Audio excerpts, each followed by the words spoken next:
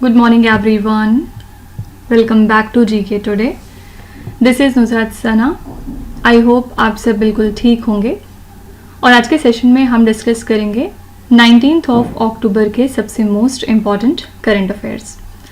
तो ये कुछ इम्पॉर्टेंट कीवर्ड्स हैं जिनके बारे में आज के सेशन में हम चर्चा करेंगे. जैसे कि हम बात करेंगे माउंट एडम्स की लोकेशन की, फिर हम देखेंगे नेशनल वाटर अवार्ड्स के रिगार्डिंग कुछ इंपॉर्टेंट पॉइंट्स. इसके बाद वर्ल्ड स्टैंडर्ड्स डे देखेंगे, कब हम इसको ऑब्जर्व करते हैं, बेंडिगो इंटरनेशनल चैलेंज और फिर दमनगंगा वैतरना गोदावरी. ठीक है, तो ये पूरा हमारा क्रक्स रहेगा आज के सेशन का. आइए स्टार्ट करते हैं पहले क्वेश्चन के साथ. Mount Adams a stratovolcano is located in which country? Mount Adams एक स्ट्रेटो ज्वालामुखी किस देश में स्थित है? The correct answer is A option, United States of America. ठीक है, तो माउंट एडम्स वॉशिंगटन का लार्जेस्ट वोल्केनो है और किस वजह से न्यूज़ में आया है, क्योंकि हाल ही में यहाँ पे ऐसा देखा गया कि जो सीस्मिक एक्टिविटी है वो काफ़ी हद तक इंक्रीज हुई है और पहले ये बहुत सालों तक, बहुत हजार सालों तक डोरमेंट पड़ा हुआ था. ठीक है, तो ये एक स्ट्रेटो वोल्केनो है जो कि लोकेटेड है वॉशिंगटन स्टेट यूएसए में और इसकी हाइट है लगभग 12,277 फीट. मीटर्स में इसको समझेंगे तो लगभग 3,742 मीटर्स है. ओके, और इसके अलावा इसकी अगर हम विड्थ देखेंगे तो 29 किलोमीटर्स की इसकी विड्थ है. तो Mount Adams is larger by volume than Mount Rainier जो कि स्टेट की हाईएस्ट पीक है और ये पार्ट है 1250 स्क्वायर किलोमीटर के वोल्केनिक फील्ड का, जहाँ पे 120 मोस्टली बेजल्टिक वोल्केनोज लाई करते हैं. ठीक है, तो ये वोल्केनो जो है इसके ऊपर लगभग 10 एक्टिव ग्लेशियर्स मौजूद हैं जो कि वाटर सप्लाई करते हैं टू द सराउंडिंग इकोसिस्टम. और इसका जो लास्ट इरप्शन था वो लगभग हुआ था स्टोन एज में, मींस 3800 टू 7600 ईयर्स एगो. ठीक है, तो माउंट एडम्स अचानक से न्यूज़ में आ गया है क्योंकि इसमें सीस्मिक एक्टिविटी काफ़ी बढ़ गई है. तो याद रखिएगा ये कौन सी कंट्री में लोकेटेड है. आंसर है यूनाइटेड स्टेट्स ऑफ अमेरिका. ठीक है, अगली स्लाइड में हम कुछ इंटरनेशनल करंट अफेयर्स देखेंगे, यानी कि ऐसी कंट्रीज के बारे में चर्चा करेंगे जो न्यूज़ में थी. What is the focus of the recently signed memorandum of understanding between India and Cuba? India और क्यूबा ने इस साल की शुरुआत में एक MOU साइन किया था जिसका फोकस था डिजिटल पब्लिक इंफ्रास्ट्रक्चर के सेगमेंट में एक दूसरे को कोलैबोरेट करना. Recently, which country became the first country to include the right to abortion in its constitution? तो अपने कॉन्स्टिट्यूशन में पहली बार राइट टू अबॉर्शन को इंक्लूड किया था फ्रांस कंट्री ने. Recently, which country ended diplomatic ties with the country Ecuador? ये country थी मैक्सिको. दोनों कंट्रीज में बहुत ही टेंशंस थी, इसकी वजह से मैक्सिको ने इक्वाडोर के साथ अपने डिप्लोमेटिक टाइज को खत्म कर लिया. Which country recently unveiled a monumental 700 meters pedestrian bridge named as the Bridge of National Unity? इसको अनवील किया है हंगरी कंट्री ने. Recently, for the first time, the Gulf Cooperation Council announced its vision for regional security in which city of Saudi Arabia? तो पहली बार GCC ने announce किया अपना vision for regional security in the Riyadh city of Saudi Arabia. Recently William Lai Ching Te has become the new president of which country? ये नए president बन गए हैं ताइवान कंट्री के लिए. Recently India signed a visa waiver agreement for diplomatic passports along with which country? This country is Moldova. ठीक है, next question पे चलते हैं. What is the name of the first vessel launched under the two multi-purpose vessel project by the Indian Navy? भारतीय नौसेना द्वारा दो बहुउद्देशीय पोत परियोजना के तहत लॉन्च किए गए पहले पोत का नाम क्या है? The correct answer is C option, Samarthak. ठीक है, इंडियन नेवी ने हाल ही में लॉन्च किया है समर्थक को जो कि फर्स्ट वेसल है मल्टीपर्पज वेसल प्रोजेक्ट की. कहाँ पे लॉन्च किया है? तो लार्सन एंड टूब्रो शिपयार्ड कटुपल्ली में.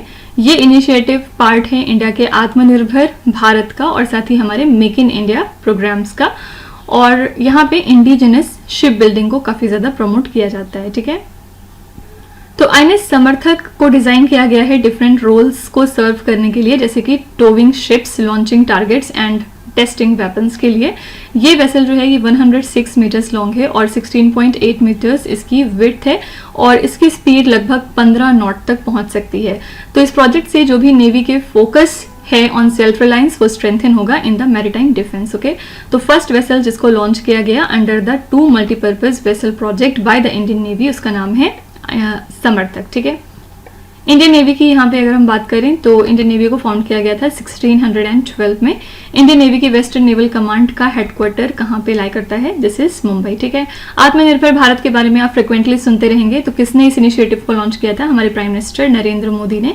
और कब लॉन्च किया था? तो इसको लॉन्च किया गया था 2014 में मेक इन इंडिया को लॉन्च किया गया था, ठीक है।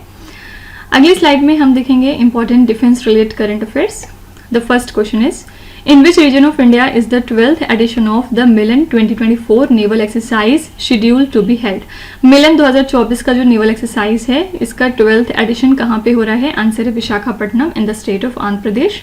Long range glide bomb Gaurav is developed by which organisation? इसको डेवलप किया है DRDO ने। What is Camcopter S100 recently seen in the news? ये क्या चीज है? ये एक UAV है, unmanned aerial vehicle. Which institution has recently launched a cyber commandos training for police? इसको लॉन्च किया है IT मद्रास ने।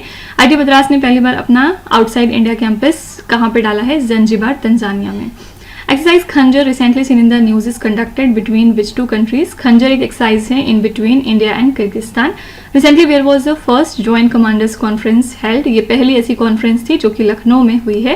What is the primary objective of the VLF very low frequency communication station, जिसको एस्टैब्लिश किया है Indian navy ने, recently mentioned in the news? इसका basic objective है जो भी कम्युनिकेशन कैपेबिलिटीज हैं फॉर द नेवल ऑपरेशंस उसको स्ट्रेंथन करना। ओके, क्वेश्चन नंबर 3 पे चलेंगे। Which state has bagged the Best State Award in the 5th National Water Awards 2023? 5वें राष्ट्रीय जल पुरस्कार 2023 में किस राज्य को सर्वश्रेष्ठ राज्य का पुरस्कार मिला है? The correct answer is A option, Orissa. 5th national water awards 2023 को अनाउंस किया गया नई दिल्ली में। उड़ीसा ने यहाँ पे पहला प्राइज जीता है फॉर द बेस्ट स्टेट, और सेकेंड स्टेट यहाँ पे रहा UP.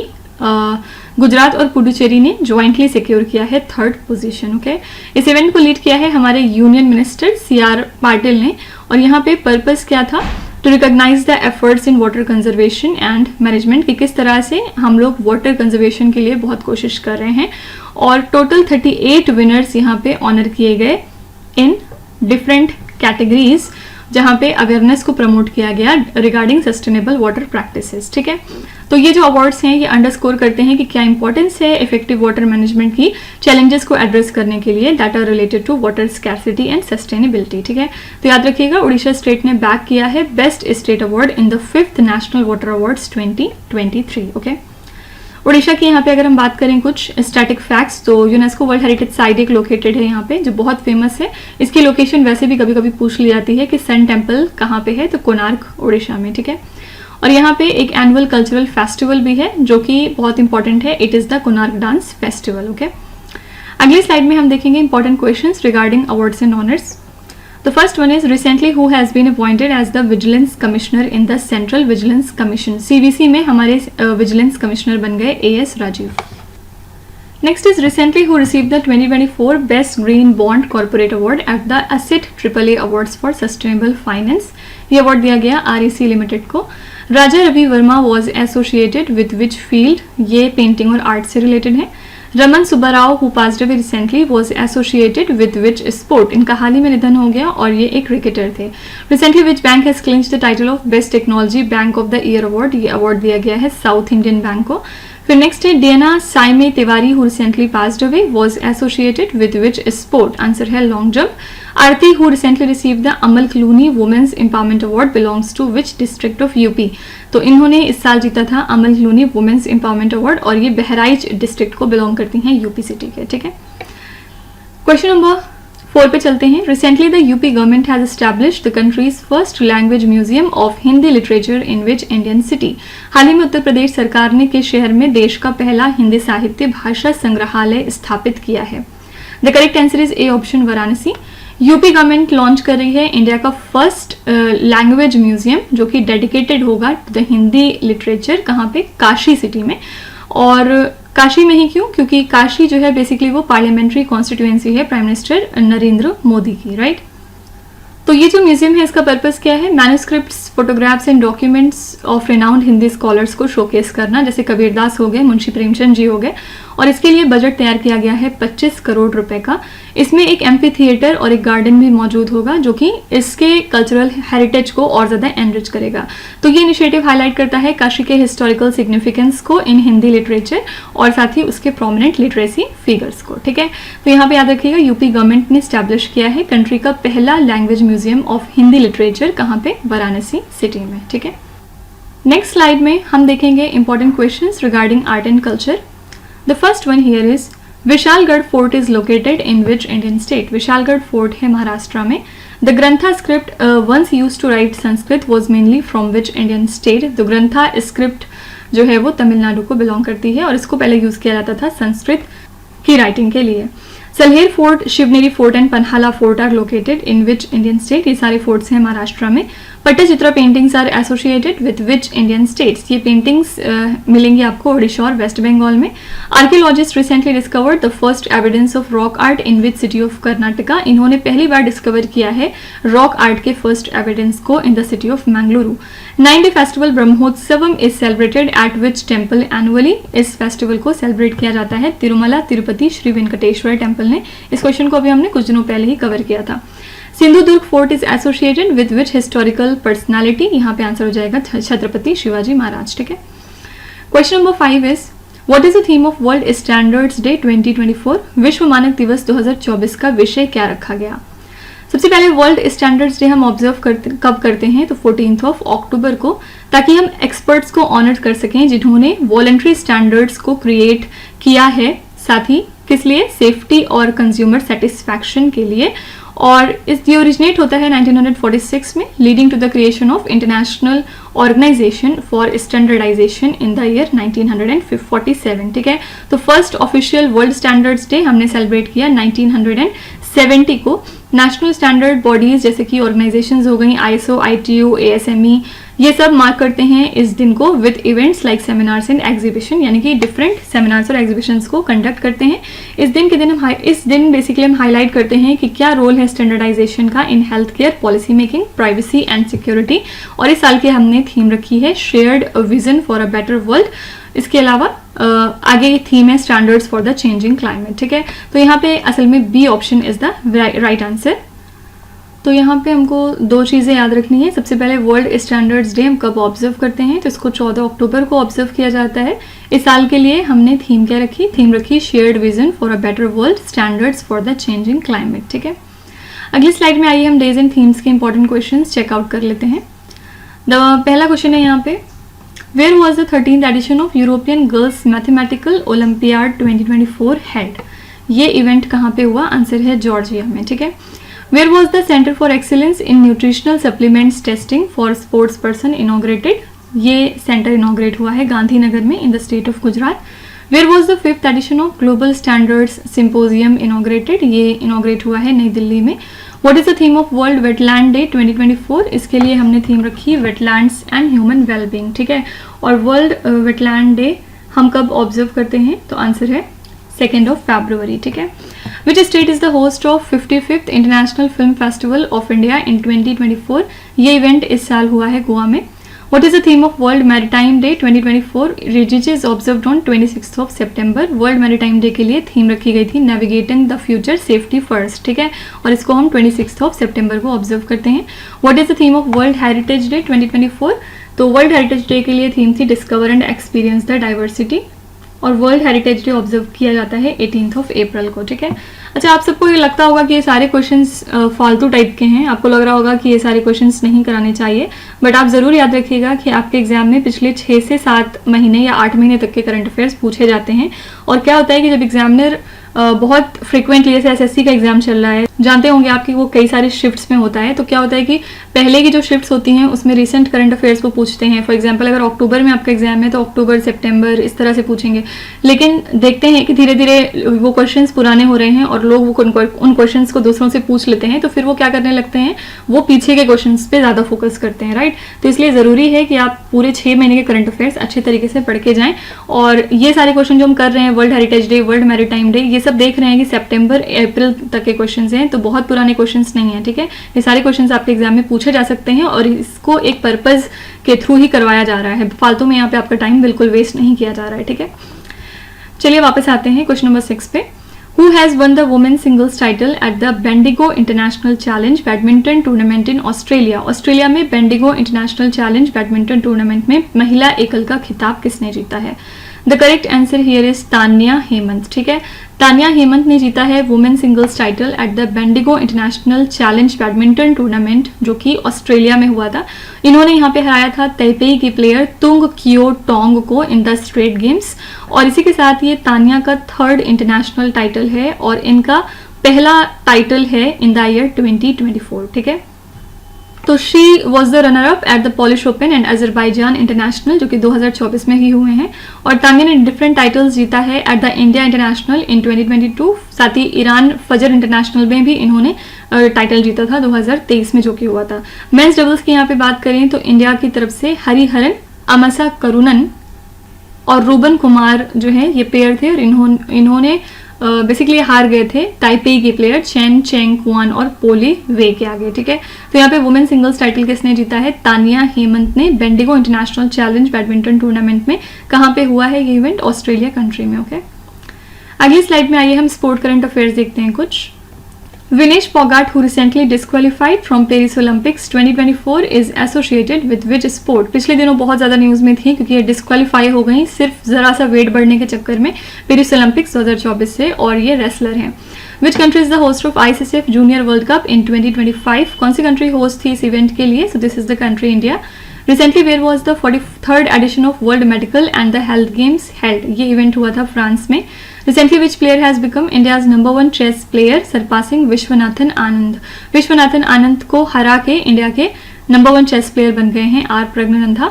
Recently, which former Indian cricketer has been appointed as the ambassador of ICC Men's T20 World Cup 2024? इसमें कौन अपॉइंट हुए हैं ambassador? Yuvraj Singh. Which country hosts the 9th edition of ICC Women's T20 World Cup? Answer is UAE. Recently, who became the youngest male chess player to win the FIDE Candidate Tournament? इस tournament को जीतने वाले youngest mail chess player बन गए हैं D Gukesh, ठीक है। आपको बताना है कि डी गुकेश किस नंबर के ग्रैंड मास्टर हैं इंडियन लिस्ट में। सब लोग अपने जवाब कमेंट्स में लिखेंगे। क्वेश्चन नंबर 7 है, which country hosted the 19th international conference of drug regulatory authorities? किस देश ने औषधि विनियामक प्राधिकरणों के 19वें अंतर्राष्ट्रीय सम्मेलन की मेजबानी करी है? The correct answer is India. इसको इंडिया ने होस्ट किया है, और इसी के साथ यहाँ पे एक कॉमन प्लेटफॉर्म पे लाए गए डिफरेंट ग्लोबल रेगुलेटरी अथॉरिटीज, जिससे कि वो कॉपरेशन को इन्हांस कर सकें in terms of drug regulation, और नॉलेज को यहाँ पे शेयर किया जाए, साथ ही डिफरेंट चैलेंजेस को एड्रेस किया जाए, जैसे कि एंटीमाइक्रोबियल रेजिस्टेंस और क्या आर्टिफिशियल इंटेलिजेंस का रोल है in the health care sector. ये जो कॉन्फ्रेंस थी इसमें अंडरस्कोर किया गया इंडिया का commitment to the global health standard, जहां पे रिकॉग्नाइज किया गया इसकी पोजीशन को as the pharmacy of the world by ensuring access to quality medicine and vaccine, ठीक है, स्पेशली कोविड-19 के बाद। तो यहाँ पे जो डिस्कशंस हुए उसमें फोकस किया गया रेगुलेटरी प्रिपेयर्डनेस के ऊपर for future health emergencies, fine. तो कौन सी कंट्री है जिसने होस्ट किया है 19th edition international conference of drug regulatory authorities का? So this is the country India, okay. A option is the right answer. अगली स्लाइड में आइए हम देखते हैं इंपॉर्टेंट समिट्स एंड कॉन्फ्रेंसेस जो न्यूज में थे। पहला है, recently the central council for research in yoga and naturopathy in collaboration with Svyasa organised a conference on yoga for space at which place? यहाँ पे करेक्ट आंसर हो जाएगा Bengaluru city. Recently where was the annual meeting of the Pacific islands forum held? ये annual meeting हुई है Tonga country में। Recently, where was the 10th round of India-Japan consultations on disarmament, non-proliferation and experts control held? ये हुआ है Tokyo city में। Which organization has inaugurated the 2024 Hand-in-Hand Investment Forum? Answer यहाँ पे है food and agriculture organisation. Recently, where was the second India-Singapore Ministerial Roundtable Conference held? ये conference हुई Singapore city में। Recently, where was the India IORA Cruise Tourism Conference held? ये conference हुई है नई दिल्ली में। Which city is the venue of Mindfulness India Summit? Answer is Mumbai, ठीक है। अगली स्लाइड पे चलते हैं।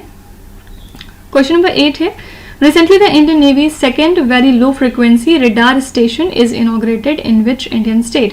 हाल ही में भारतीय नौसेना के दूसरे बहुत कम आवृत्ति रडार स्टेशन का उद्घाटन किस राज्य में किया गया है? The correct answer is B option, Telangana.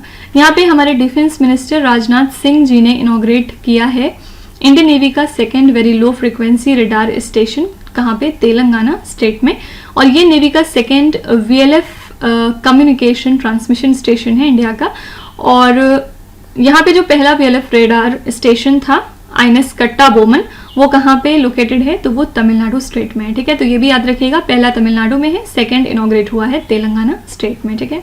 Very low frequency radar की अगर हम बात करें तो टिपिकल फ्रीक्वेंसी रेंज कितनी होती है VLF रेडियो वेव्स की? It is from 3 kilohertz to 30 kilohertz, ठीक है। और किस तरह के एप्लीकेशन में इन सिग्नल्स को ऑफन यूज किया जाता है? So they are used in submarine communication. Fine. अगली स्लाइड में हम देखेंगे important national current affairs. Recently, where was the India's first digital court for handling check bounce cases called 24/7 on courts inaugurated? India का first ऐसा digital court है और ये कोल्लम केरला में इनॉग्रेट हो गया है। Recently, the Dhangar community of which state demanded a grazing corridor? ये जो कम्युनिटी है महाराष्ट्र में रहती है, इन्होंने कुछ दिनों पहले ग्रेजिंग कॉरिडोर की डिमांड की थी। हर घर तिरंगा campaign is an initiative of which ministry? ये इनिशिएटिव है मिनिस्ट्री ऑफ कल्चर का। Recently which ministry has approved a centralised pension payment scheme for the employees pension scheme 1995? ये मिनिस्ट्री है ministry of labour and employment. Recently, the 100-meter steel bridge, which is the part of the Mumbai-Ahmedabad bullet train project, was inaugurated in which union territory? This is Dadra and Nagar Haveli. The next है Nalanda Rajgir corridor is located in which Indian state? ये corridor है बिहार में। Which city recently receive the first set of driverless metro train coaches which are part of the communication based train control system? ये receive किया है Bengaluru city ने, ठीक है। फिर क्वेश्चन नंबर 9 देखते हैं। Which state government recently approve the Daman Ganga Vaitarna Godavari river linking project? हाल ही में किस राज्य सरकार ने दमन गंगा वैतरणा गोदावरी नदी जोड़ो परियोजना की मंजूरी दे दी है? The correct answer is A option, Maharashtra. Maharashtra cabinet ने अप्रूव किया है Daman Ganga Vaitarna Godavari and Daman Ganga Ekveri Godavari river linking project को।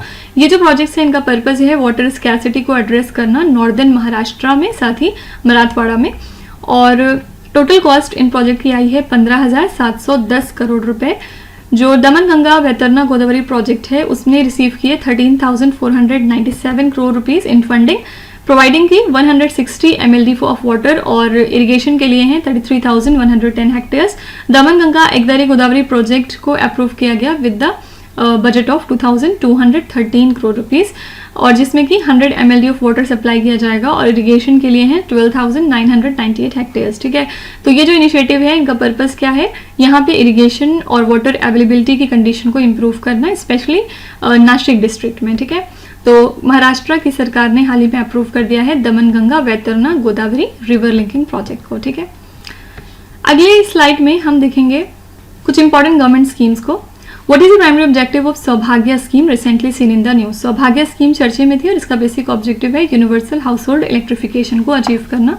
Recently which state government launch the Shramik Basera scheme to provide temporary accommodation to 15,000 construction workers eight a nominal rate? तो इसको लॉन्च किया था गुजरात की सरकार ने, जिससे कि टेम्पररी एकोमोडेशन दिया जाए 15,000 कंस्ट्रक्शन वर्कर्स को at a nominal rate. Inspire Manak scheme is implemented by which organisations? तो इसको इम्प्लीमेंट किया है department of science and technology ने along with national innovation fund India. फिर नेक्स्ट है one vehicle one FASTag initiative recently seen in the news is launched by which organisation? ये launch किया है NHAI ने, national highways authority of India ने। Which state has become the first northeastern state in India to achieve 100% saturation of हर घर जल under जल जीवन mission? This is Arunachal Pradesh. महदारी Vandana Yojana is launched by which Indian state? इसको launch किया था छत्तीसगढ़ की सरकार ने। नगर वन योजना is launched by which ministry? तो नगर वन योजना को लॉन्च किया था ministry of environment, forest and climate change ने, ठीक है। क्वेश्चन नंबर 10 देखते हैं। Which it is the host of सरस आजीविका मेला 2024? सरस आजीविका मेला 2024 का मेजबान कौन सा शहर है? The correct answer is B option, Gurugram city. तो सरस आजीविका मेला को ऑर्गेनाइज कौन करता है सबसे पहले? तो मिनिस्ट्री ऑफ डेवलपमेंट। और कब से कब तक हो रहा है? तो 13th to 29th of October 2024 तक इन गुरुग्राम। यहाँ पे 900 rural women artisans from around 30 states participate कर रही हैं। तो ये जो फेयर है इसमें डाइवर्स प्रोडक्ट्स को शोकेस किया जाएगा, जैसे कि तुषार साड़ीज हो गई, बाग प्रिंट्स हो गए, पटोला साड़ीज हो गई, कथा साड़ीज हो गई, राजस्थानी प्रिंट्स हो गए।